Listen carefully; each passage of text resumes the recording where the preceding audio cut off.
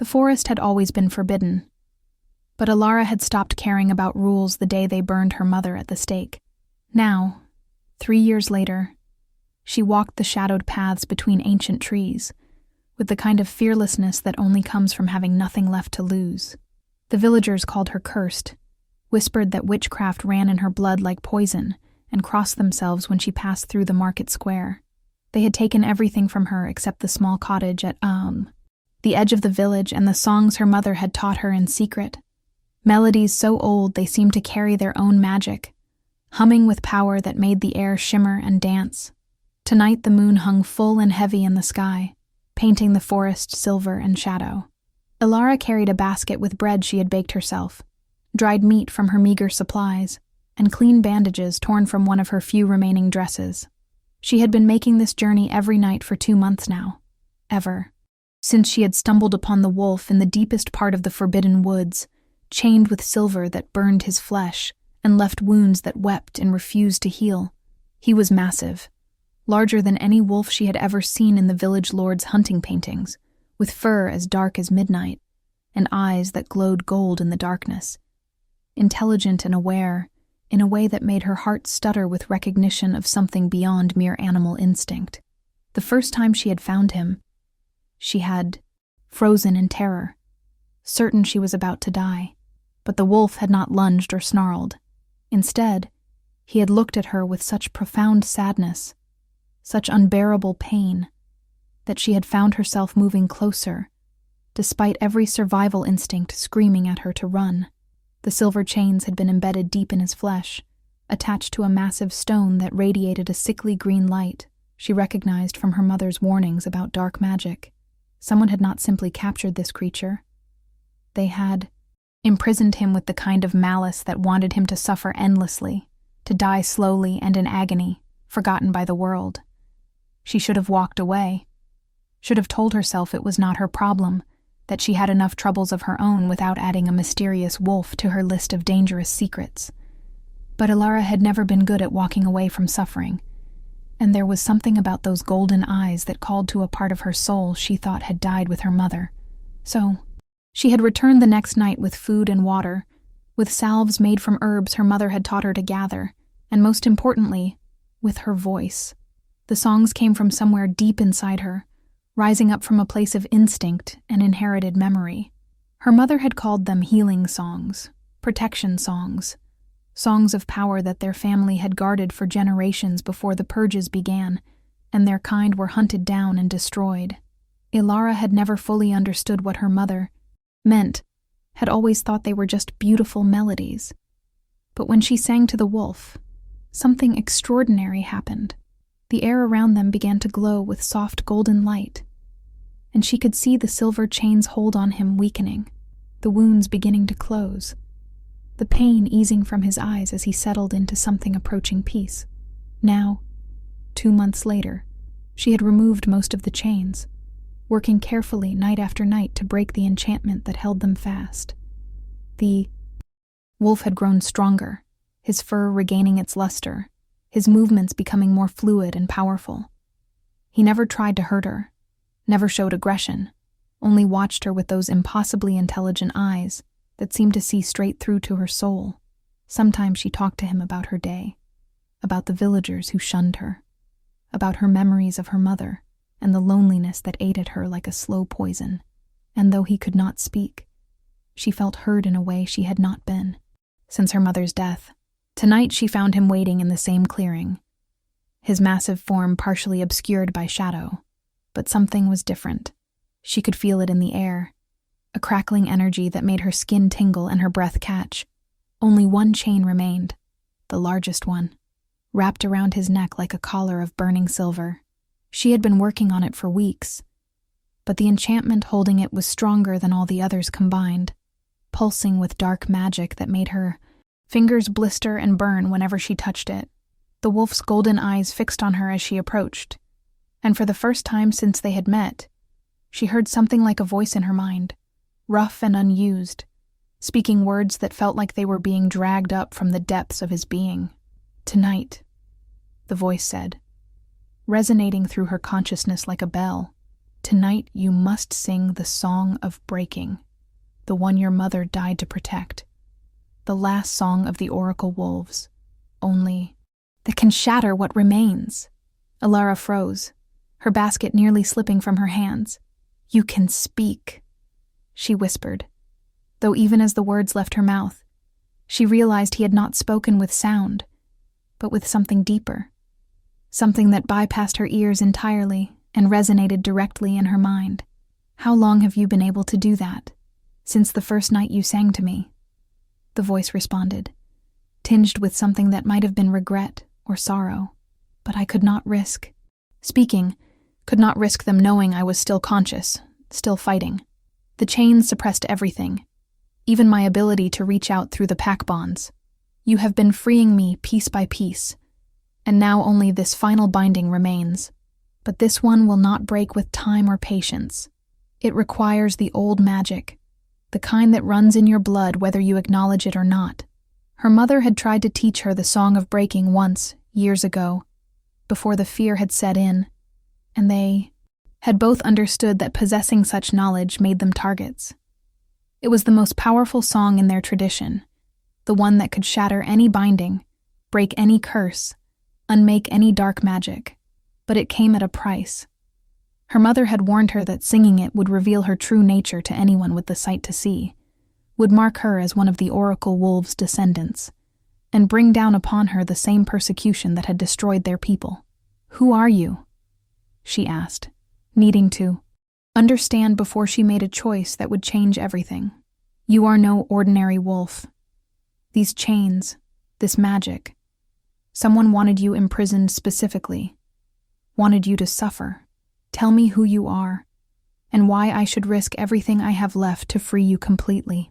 The wolf's eyes glowed brighter in the darkness, and when he spoke again, his mental voice carried weight and authority that made her bones resonate with recognition of power. My name is Kieran Ashwood, and I am the Alpha, King of the Northern Territories, ruler of 7 packs, and guardian of the ancient treaties between humans and shifters. 6 months ago, my own council betrayed me, led by my uncle Aldrich, who has coveted my throne since my father died. They poisoned me with wolfsbane and witch hazel, substances that weaken our kind, and while I was vulnerable, they bound me with these chains forged by a dark witch they had hired from the southern wastes. They spread word that I had been killed by rogue hunters, and while I rotted here in these chains, they have been dismantling everything my family built over 3 centuries, persecuting humans in my territory, breaking treaties, and preparing for a war that will destroy both our peoples. Alara felt the truth of his words, like a physical thing, pressing against her consciousness with undeniable weight.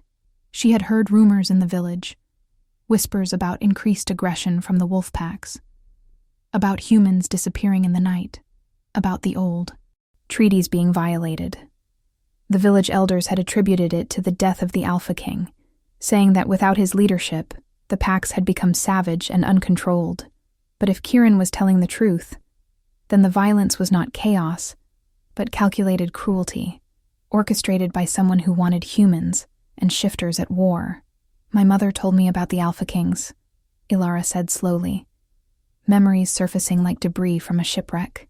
She said they were different from other shifters, that they carried the original bloodline from when humans and wolves were one people, before the Great Separation.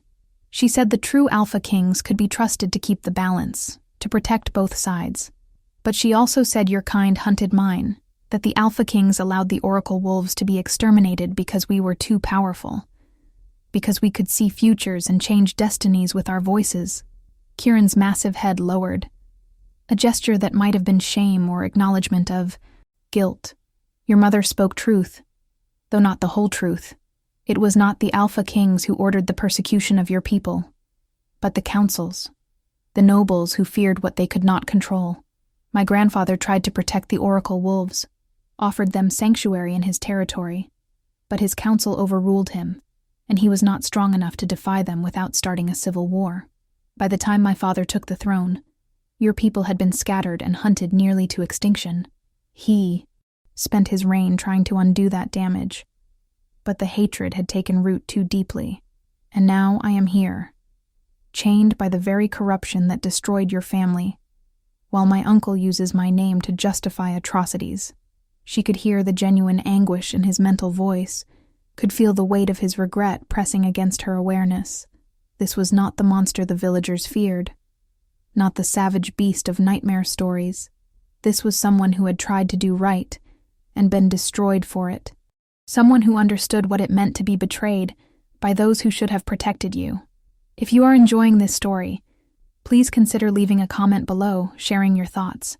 Your engagement helps stories like this reach more people who love supernatural romance and tales of redemption. Alara set down her basket and moved closer to the wolf, to Kieran, reaching out to touch the final chain with trembling fingers. The silver burned her skin immediately, but she did not pull away, feeling the dark magic pulsing through the metal like a diseased heartbeat. "If I sing the song of breaking, if I reveal what I am, they will come for me. The same people who burned my mother will find me and kill me. I will not survive what comes after. Then we will face it together," Kieran said, his mental voice fierce with determination. "I swear to you on my father's grave, on the ancient bonds of my bloodline, that if you free me tonight, I will protect you with my life.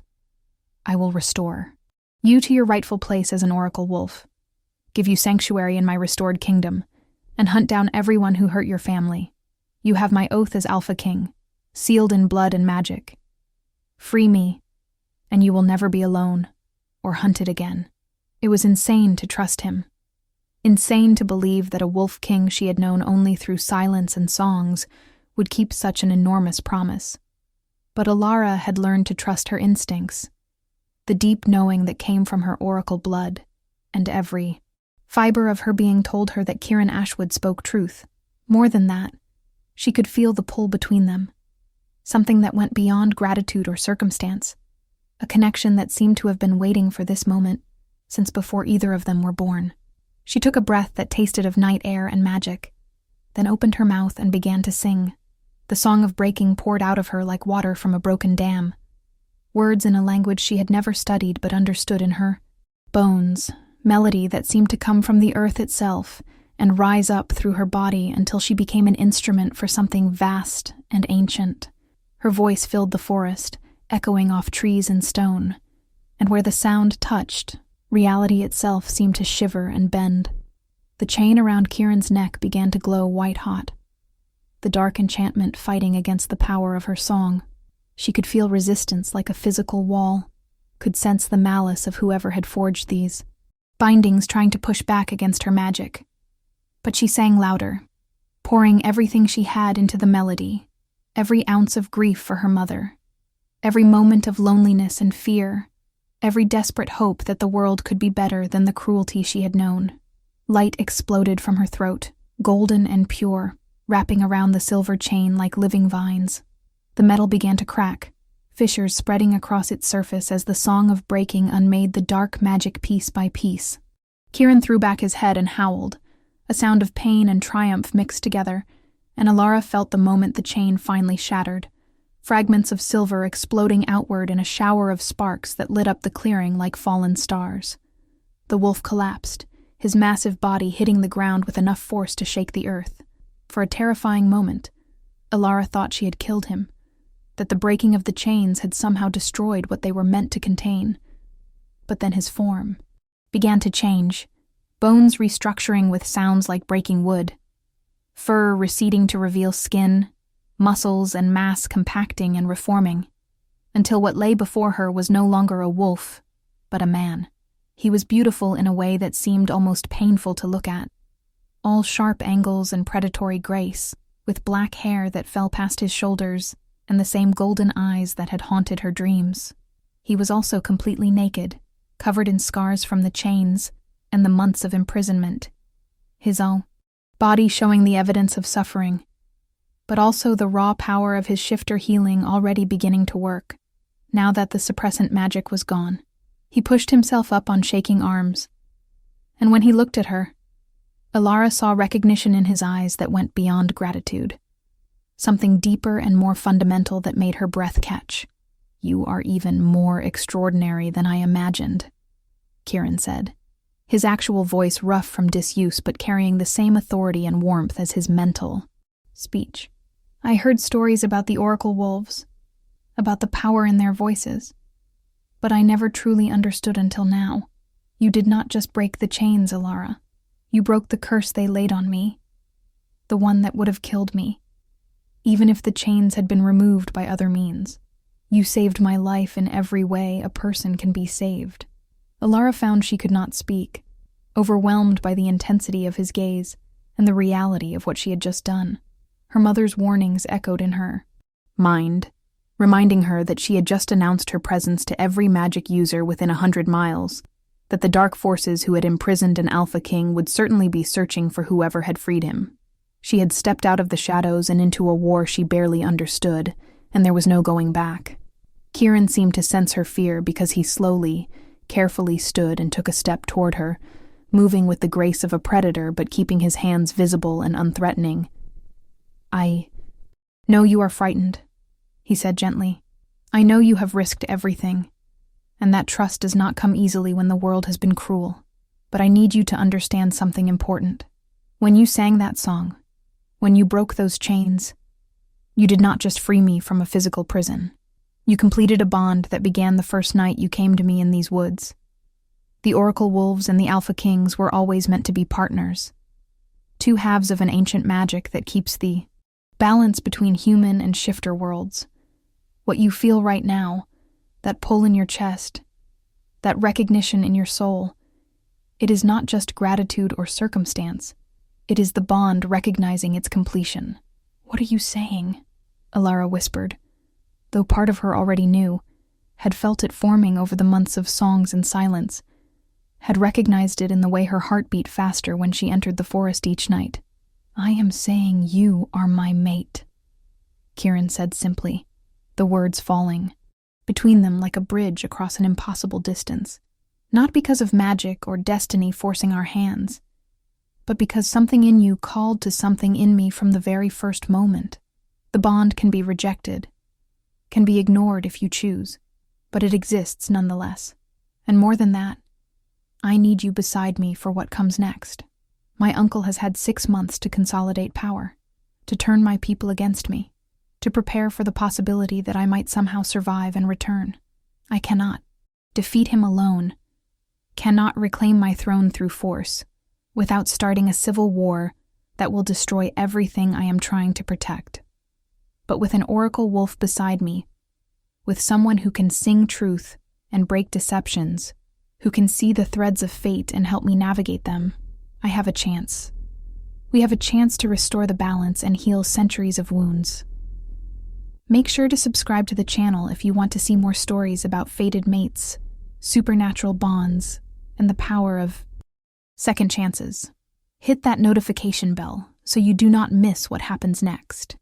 Alara felt the truth of his words resonating through the bond he had spoken of, felt the rightness of it, even as her mind screamed warnings about trust and betrayal, and the hundreds of ways this could end in her death. But she also felt something she had not experienced since her mother died. A sense of purpose, of belonging, of being seen and valued for exactly what she was, rather than feared and rejected for it. And beneath all of that ran a current of attraction so powerful, it made her dizzy. A desire that had been building over months of intimate connection in the darkness, waiting for this moment when they could finally meet as equals. "I do not know how to be a mate," she said finally, her voice barely above a whisper. "I do not know how to be part of your world or help you reclaim a kingdom. I am just a village girl who sings to wolves in the forest because she has nowhere else to go and nothing else to lose." Kieran closed the remaining distance between them, reaching out to cup her face with hands that were gentle despite their obvious strength. His skin was warm against hers, his touch sending shivers of electricity through her nervous system. "You are so much more than that," he said softly. "You are brave enough to enter a forbidden forest alone, compassionate enough to help a creature everyone told you was dangerous, powerful enough to break enchantments that would have stymied master sorcerers. You are everything I need, and more than I deserve. And if you will trust me, if you will give me a chance to prove I am worthy of the gift you have given me, I swear I will spend every day earning your faith. She should pull away. Should remember that trust had gotten her mother killed, that opening her heart was the fastest path to destruction. But Alara had been alone for so long, carrying her grief and her fear like stones in her chest, and the warmth in Kieran's eyes promised something she had thought lost forever. Home, safety, partnership, love. What do we do now? She asked, making her choice, feeling the bond between them flare bright with acknowledgement and acceptance. Kieran's smile was fierce and full of promise. Now we go to war, he said. But first, we need to get somewhere safe, somewhere my uncle's spies cannot find us while I recover my full strength. Do you trust me enough to run with me tonight? To leave your village behind and begin anew? Life? Alara thought of the cottage that had never felt like home without her mother, of the villagers who looked at her with fear and hatred, of the small, suffocating existence she had been surviving rather than living. Then she looked at the man before her, the Wolf King who had been patient and kind even in chains, who offered her not salvation but partnership, not rescue but alliance. I trust you, she said, and felt the truth of it settle into her bones. Take me wherever we need to go. Kieran's eyes flashed gold, his wolf rising to the surface, and she could feel his joy through the bond like sunshine breaking through clouds. He stepped back and shifted in a fluid motion that was beautiful to watch, bones and muscles rearranging with practiced ease until the massive black wolf stood before her once more. But this time there were no chains, no wounds, only power and strength and deadly grace. He knelt low, a clear invitation, and after only a moment's hesitation, Alara climbed onto his back, her fingers tangling in his thick fur. Then they were running, flying through the forest with a speed that stole her breath, the wind whipping her hair, and the moonlight painting everything silver and shadow. She could feel Kieran's joy in the movement, the relief of being free after months of captivity, and through the bond, she felt her own spirit lifting in response. For the first time in 3 years, Alara felt something other than grief and fear. She felt alive. They ran for hours, covering distances that would have taken days on foot, moving through territories Alara had never seen. Kieran avoided roads and settlements, keeping to wild places where his presence would not be noticed, following paths that seemed etched into his memory from years of ruling these lands. Finally, as dawn began to paint the eastern sky, he slowed and turned toward a cliff face that rose stark and forbidding from the forest floor. Alara slid from his back as he shifted back to human form, once again struck by the casual beauty of his transformation. He was less unsteady now, his strength clearly returning with every hour of freedom. He moved to what looked like solid rock and pressed his hand against a specific point, speaking words in a language she did not recognize. The stone shimmered and dissolved, revealing a hidden entrance to a cave system that glowed with soft blue light from luminescent crystals embedded in the walls. This is one of my family's safe houses, Kieran explained as he led her inside. Every Alpha King knows their locations, but the knowledge is passed down only through the direct bloodline, never recorded, never shared with the council. My uncle does not know about these places, which means we can stay here safely while we plan our next move. The cave opened into a surprisingly large chamber that had clearly been set up as emergency living quarters. There were sleeping furs piled in one corner, stores of preserved food and water in another, weapons mounted on the walls, and books and maps scattered on a stone table that seemed to have grown naturally from the floor. Everything was covered in dust, suggesting no one had been here in years, but it was dry and secure, a sanctuary from the world above. Kieran moved to start a fire in a pit designed for that purpose, and soon warmth began to fill the space, chasing away the chill that had settled into Alara's bones during their long run. He found clothing in one of the storage chests, simple but well made, and dressed himself before offering her garments as well. They were too large, clearly meant for a male shifter, but they were clean and warm and far more practical than her worn village dress. As she changed behind a privacy screen made from stretched hide, Alara felt the reality of her situation settling over her like a heavy cloak. She had left everything she knew, had bound herself to a wolf king and his wars, had revealed herself as an oracle wolf to anyone with the power to sense such things. There was no going back to her village, no returning to the small, safe existence she had known. Everything had changed in the space of a single night, and she was not entirely sure if she should feel terrified or exhilarated. When she emerged, Kieran had laid out food and was studying one of the maps with intense concentration. He looked up as she approached, and something in his expression softened. "You must be exhausted," he said. "When was the last time you truly slept, without fear of what dawn might bring?" Alara could not remember. Sleep had been something she endured rather than enjoyed. Always light, always ready to wake at any sound that might signal danger. "A long time," she admitted. "Then rest," Kieran said gently. "I will keep watch. Make sure no one finds us here. You are safe now, Alara. I promise you that." She wanted to argue, wanted to insist on staying awake and helping him plan. But the exhaustion hit her all at once. The adrenaline of the night finally draining away to leave her hollow and swaying on her feet. Kieran guided her to the sleeping firs, and she collapsed into them gratefully, feeling their warmth and softness like a benediction. The last thing she remembered before sleep claimed her was Kieran draping a blanket over her and the gentle touch of his hand brushing hair from her face, a gesture so tender it made her chest ache with unexpected emotion. She woke to the smell of cooking meat and the sound of Kieran's voice speaking in low tones to someone she could not see. For a moment, panic seized her, the fear that he had betrayed her, that this had all been an elaborate trap. But then she heard the other voice, female and warm, responding with obvious affection and relief. "I cannot believe you are alive," the woman was saying. "We felt you die through the pack bonds, Kieran. Every wolf in the territory felt it. The grief nearly tore us apart. They made sure you would feel it," Kieran responded. And Alara could hear the anger in his voice. "They wanted the packs to believe I was truly gone, wanted to demoralize everyone loyal to me while they consolidated power, but they underestimated the strength of the enchantments on these chains. I was not dead, only suppressed so deeply that the bond registered it as death. If not for Alara, I would have been eventually. But she found me and brought me back." Alara sat up, pushing the blankets aside, and saw that Kieran was talking to a woman who stood in the entrance to the cave.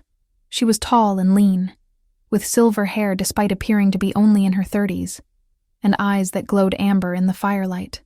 A shifter, clearly, and one who radiated power and competence in equal measure. The woman's eyes fixed on Alara with an intensity that was almost uncomfortable, studying her as if reading a book written on her soul.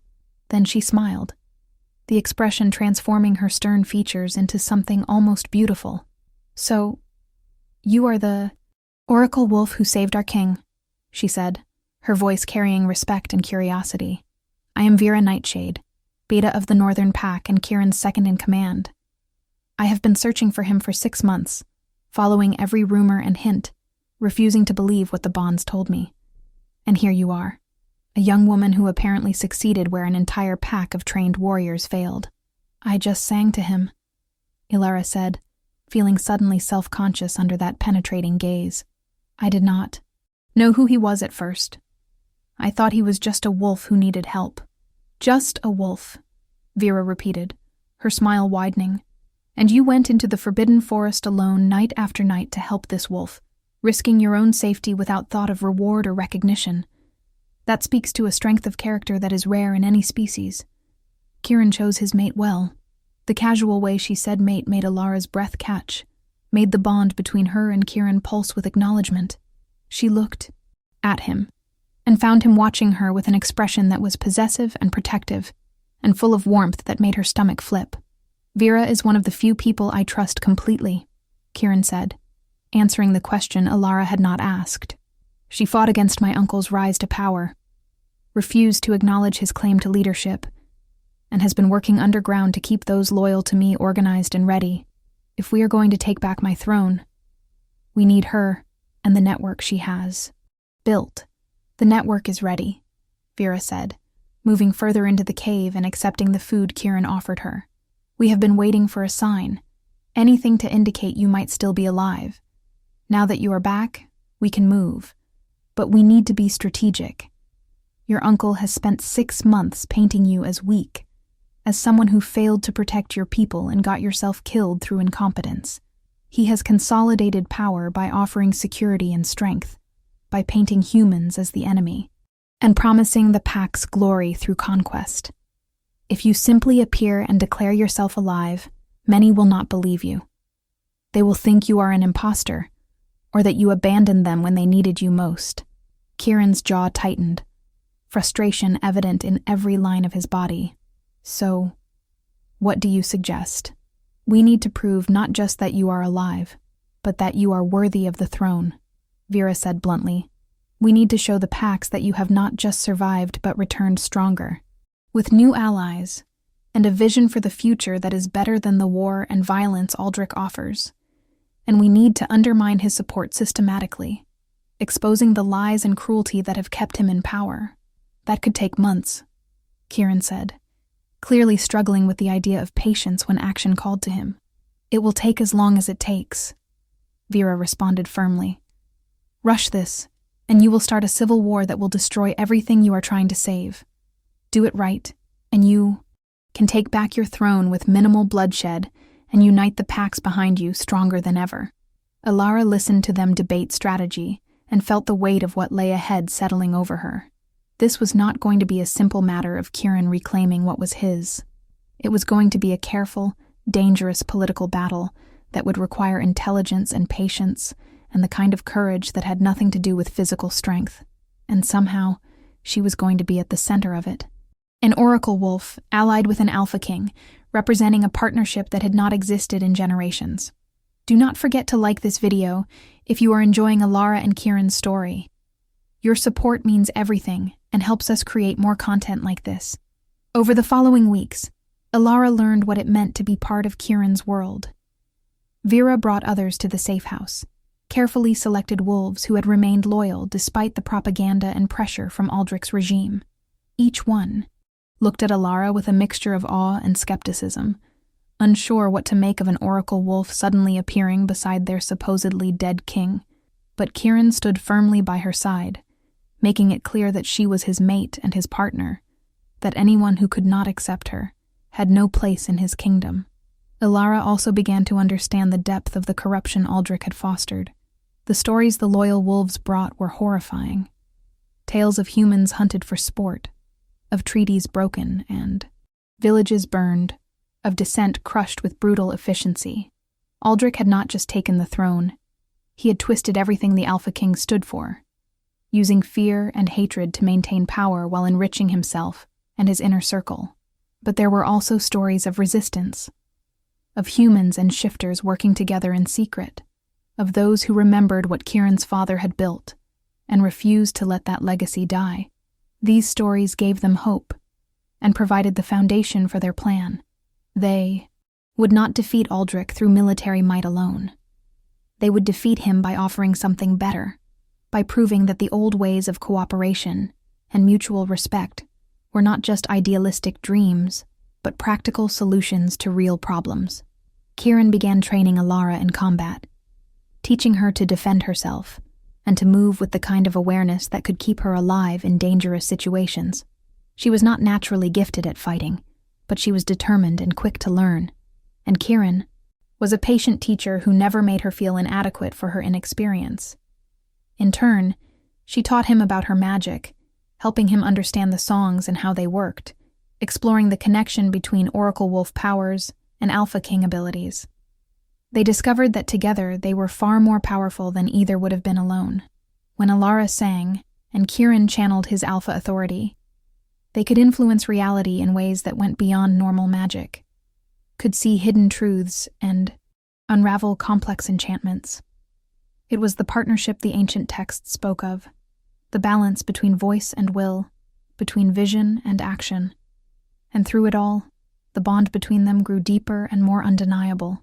They circled each other like planets in orbit, pulled together by a gravity neither could fully control. Kieran was careful to give her space, to never push for more than she was willing to give. But Alara could feel his desire through the bond, could sense the restraint he exercised whenever they touched or stood close. and she felt an answering desire in herself, a hunger that went beyond physical attraction to something that felt like her soul, reaching for its other half. One night, 6 weeks after her escape from the village, Alara found Kieran standing outside the cave entrance, staring up at the stars with an expression of such profound loneliness it made her chest ache. She moved to stand beside him, and when he looked down at her, she saw vulnerability in his eyes that he showed to no one else. "Do you regret it?" he asked softly. "Saving me? Your life would have been simpler if you had just walked away that first night."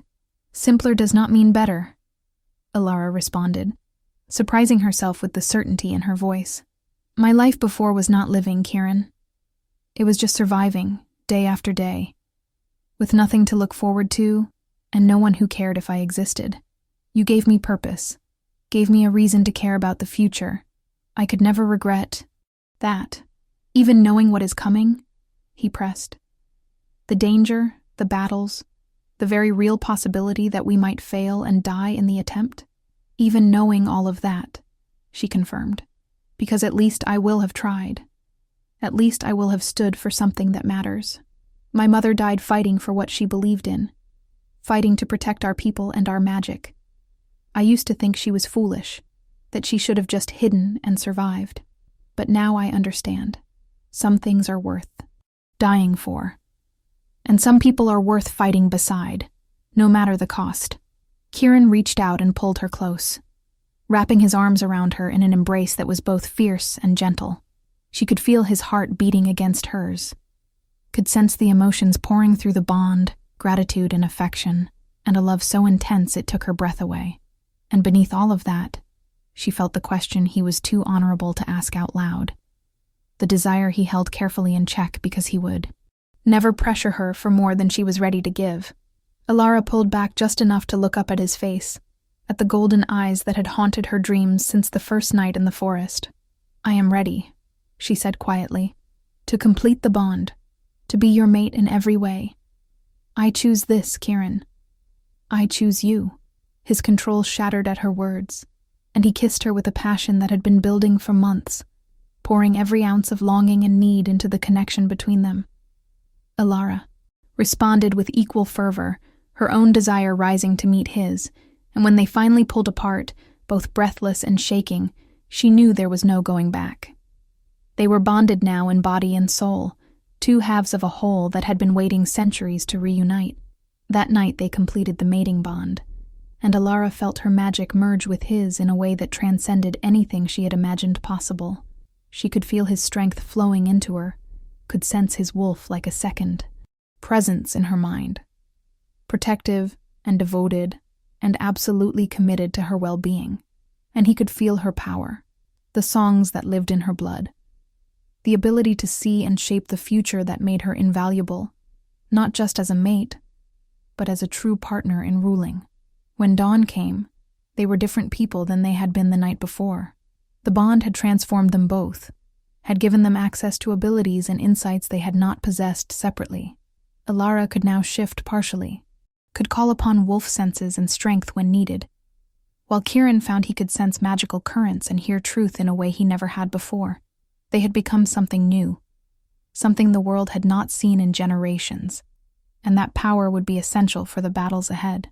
Vera noticed the change immediately when she arrived later that morning, her eyes widening as she took in the golden glow that seemed to surround both of them. "You completed the bond," she said, awe and approval mingling in her voice. "I can feel it. The way the alpha power has changed, has expanded. This changes everything, Kieran. With a fully bonded Oracle wolf mate, you are not just another alpha king. You are something far more powerful, something that has not walked these lands since the Age of Legends." "Then it is time to stop hiding," Kieran said, his voice carrying the weight of decision. "It is time to show Aldrich and everyone else that I have returned, and that I am not the same king he betrayed. We reclaim the throne, but we do it in a way that transforms what it means to rule. No more persecution of Oracle wolves or other magical bloodlines. No more treating humans as lesser beings to be controlled or exploited. We build something better, something worthy of the power we have been given. The plan they developed was audacious and dangerous, requiring precise timing and the cooperation of dozens of operatives across multiple territories. They would not simply attack Aldrich's stronghold. Instead, they would systematically expose his crimes, using Alara's ability to see and reveal truth to undermine his support base. They would visit packs throughout the territory, speaking directly to wolves who had been lied to, showing them evidence of Aldrich's betrayal and corruption. And they would demonstrate the power of the bonded Alpha King and Oracle Wolf, proving that the old alliance between their peoples was not just possible, but essential. It took 3 months of careful work. 3 months of traveling in secret and taking enormous risks. There were close calls and narrow escapes. Moments when discovery seemed certain and death appeared inevitable. But each time, Alara's visions guided them to safety, and Kieran's tactical brilliance found ways to turn disadvantage into opportunity. Slowly, steadily, they built a coalition of supporters, wolves and humans working together, united by the vision of a better future. The final confrontation came on the winter solstice, when Aldrich held a grand ceremony at the ancient gathering grounds to formally cement his claim to the throne.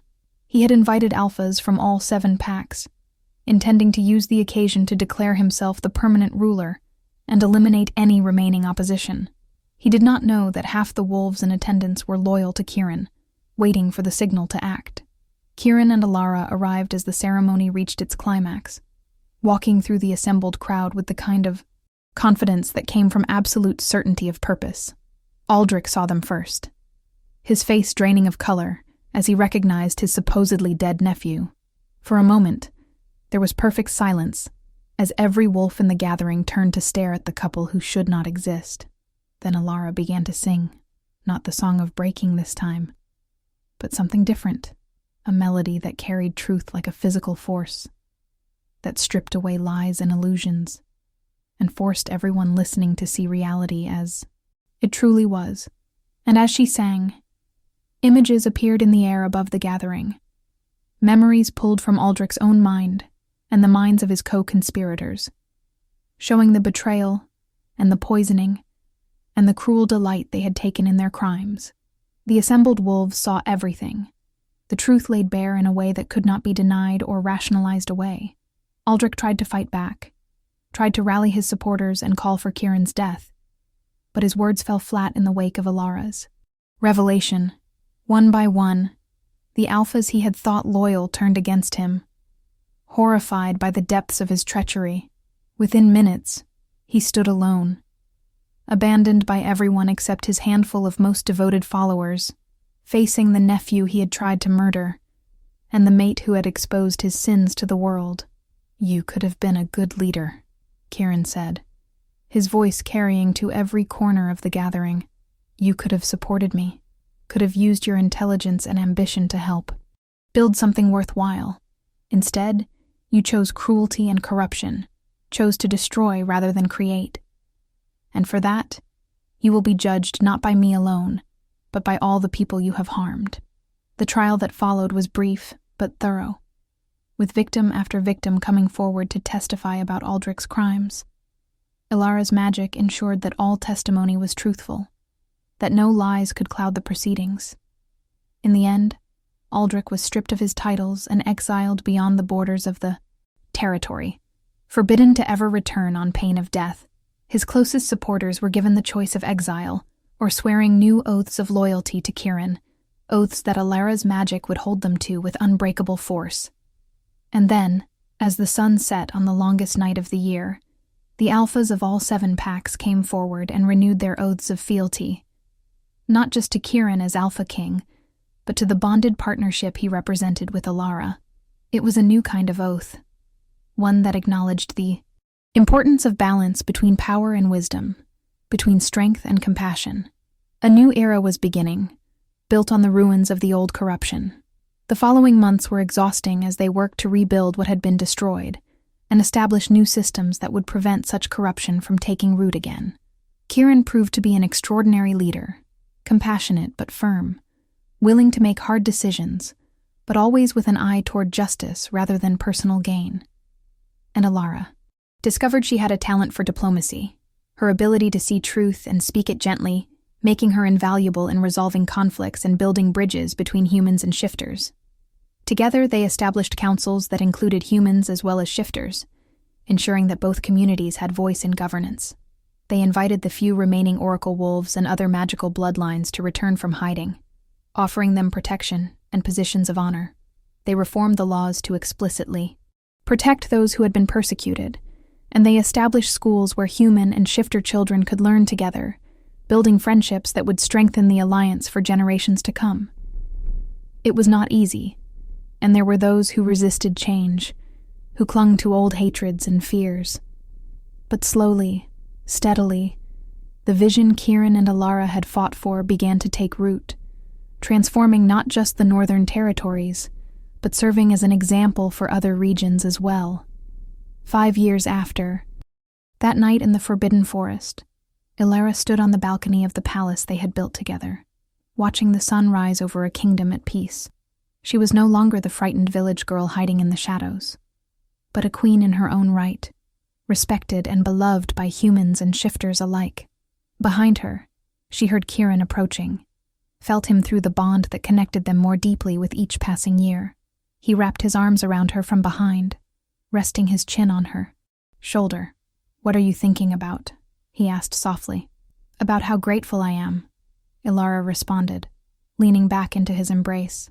"That I was brave enough to enter that forest. That I chose to help a chained wolf instead of walking away. That I took a chance on believing in something better. I am the grateful one," Kieran said, pressing a kiss to her temple. "You saved me in every way a person can be saved. Gave me not just my life, but a reason to live it well. You are my mate, my partner, my better half. Everything good in this kingdom exists because you chose to sing to a wolf in the darkness." Before Alara could respond, a small voice called from inside, and they both turned to see their daughter running toward them.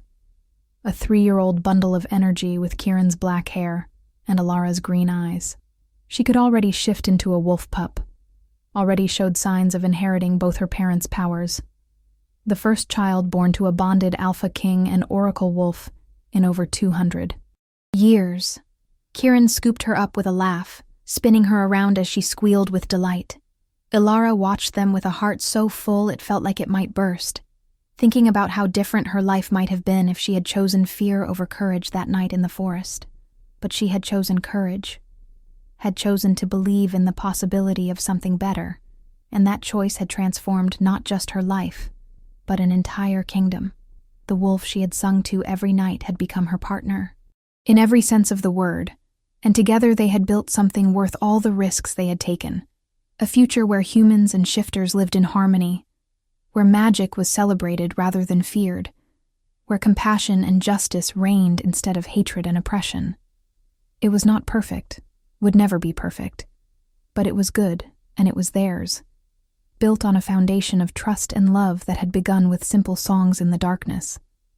And as Alara watched her mate play with their daughter, as she felt the bonds of family and purpose and belonging wrapping around her like the warmest embrace, she knew with absolute certainty that every moment of fear and pain had been worth it for this, for the chance to build a better world and share it with someone who saw her not as a curse or a threat, but as a partner and a treasure. The forbidden forest where their story began still stood at the edge of the kingdom, but it was forbidden no longer. Now it was a place of pilgrimage, where young couples came to exchange vows, and where the oracle wolves trained their students in the old songs. And sometimes, when the moon was full and the night was clear, Alara would take Kieran there and sing to him the way she had when he was chained, reminding them both of where they had started and how far they had come. The wolf had come to thank her, just as the title promised, but he had given her so much more than gratitude. He had given her a home, a purpose, a family, and a love that transcended species and circumstance. And she had given him the same, 2 broken souls finding wholeness in each other, proving that sometimes the most powerful magic is simply choosing to care, to help, to believe that tomorrow can be better than today if we are willing to fight for it together. If this story touched your heart, please share it with others who love tales of redemption, powerful bonds, and the courage to choose love over fear. And remember, the best stories are the ones we create through our own choices, through our willingness to be brave when it would be easier to hide, to be kind when the world tells us to be cruel. Thank you for joining Alara and Kieran on their journey, and may you find your own courage to sing to the wolves in your life, whoever they may be.